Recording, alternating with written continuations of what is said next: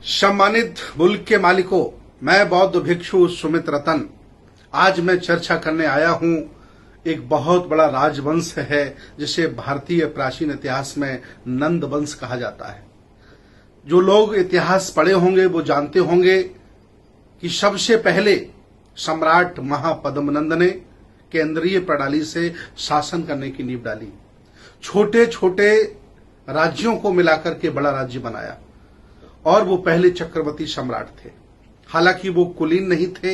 इतिहास में कहा जाता है कि वो छोटी जाति के थे, नीच जाति के थे, अर्थात वो नाई समाज के थे। नाई, सैन, सविता, जिसे अलग अलग राज्यों में अलग अलग नाम से पुकारा जाता है, ये शासक जाति है।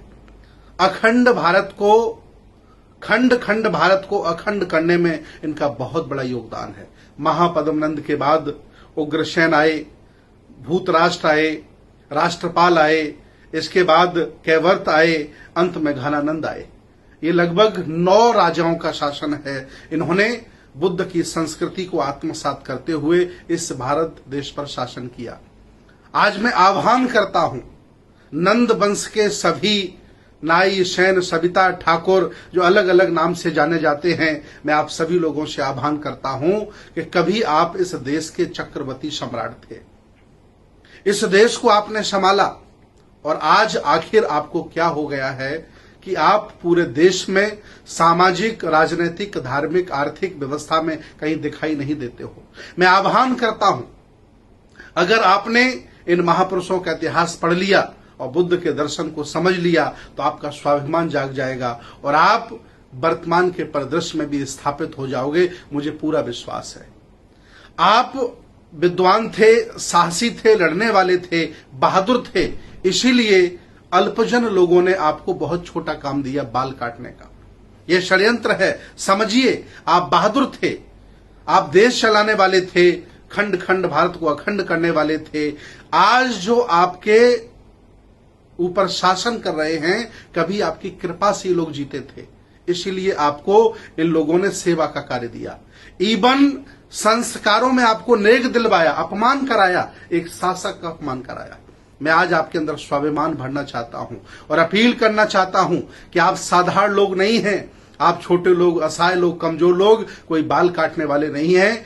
आप खंड खंड भारत को अखंड करने वाले हैं। आप महापद्मनंद के खानदान के लोग हैं। 9 राजा आपके हुए हैं। बहुत बड़ा पाटलिपुत्र का शासन आपने संभाला है। छोटे छोटे राज्यों को एक बड़ा रूप देने का काम किया है।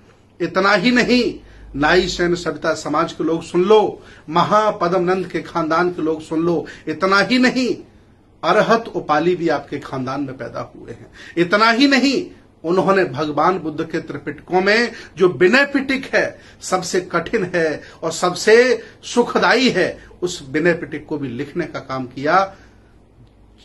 आपके पुरखों ने जिसको लिखा नहीं उसे आप पढ़ रहे हैं और आपके पुरखों ने जो लिखा वो आपके घरों में नहीं है। मैं अपील करता हूं नाई, सैन, सविता समाज के लोगों से कि आपके घर में विनय पिटक होना चाहिए, अरहत उपाली का चित्र होना चाहिए, महापद्मनंद के बाद घनानंद तक 9 राजाओं का चित्र होना चाहिए। आपको थोड़ा मौका मिला कर्पूरी ठाकुर के माध्यम से, आपने वर्तमान राजनीति में सबसे स्वच्छ, ईमानदार राजनीति करने का जज्बा दिखाया। लोगों की प्रेरणा आप बने। इसलिए मैं अपील करता हूं कि आप जब शासक थे उस समय बुद्ध की संस्कृति के आप वाहक थे, श्रमण परंपरा के आप चलाने वाले थे। और जब से आपने संस्कार बदल लिए हैं, व्यवस्थाएं बदल ली हैं, जब से आप सेवा करने लगे हैं, अल्पजनों ने षड्यंत्र के तहत आपसे बाल कटवा डाले हैं। मैं चाहता हूं कि आप देश को चलाने लायक हैं, आप शासक हैं, आप शासक लोग हैं। जागो और अपने स्वाभिमान को, सम्मान को इकट्ठा करो। और मैं अपील करता हूं, आह्वान करता हूं, एक बार फिर निकल करके आओ। मैं आपको शासक के रूप में देखना चाहता हूं। जब तक आप आगे नहीं आओगे, लोग पीछे आपको धकेलते रहेंगे।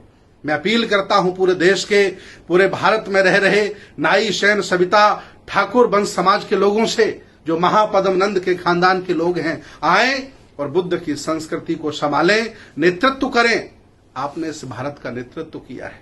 आप कोई बाल काटने वाले लोग नहीं हो, आप विद्वान हो। आज भी आप जहां रहते हो वहां अपनी वाक्पटुता से, ज्ञान से लोगों को प्रभावित करते हो। आओ ये देश आपको पुकार रहा है। आओ, ये भारत की संस्कृति, बुद्ध की संस्कृति, श्रमण परंपरा आपको आह्वान कर रही है। आओ और इसका नेतृत्व करो। बहुत बहुत साधुवाद, बहुत बहुत धन्यवाद। सबकी जय हो।